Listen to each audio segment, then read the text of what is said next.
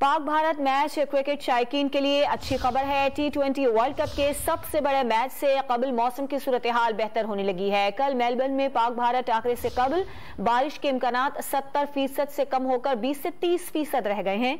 इस पर बात करेंगे डॉन न्यूज के नुमाइंदे अब्दुल गफार से। गफार, क्या इम्कानात हैं? कल कैसा मौसम रह सकता है?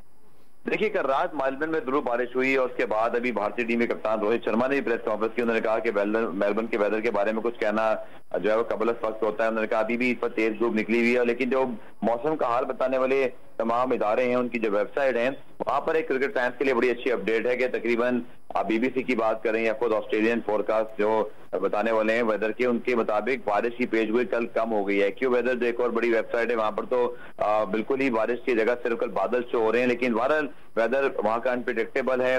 कहीं आउटस्कर्ट्स में ज्यादा बारिश होती है। असल बात यह कि जिस जगह पे मेलबर्न मेन है और जहां पे स्टेडियम है वहां कितनी बारिश होती है। लेकिन अच्छी खबर यह है कि जब पहले 70 से 60% तक बारिश की पेशगोई थी, वो अब 20 से 30 और कहीं 15% तक भी दिखाई दे रही है।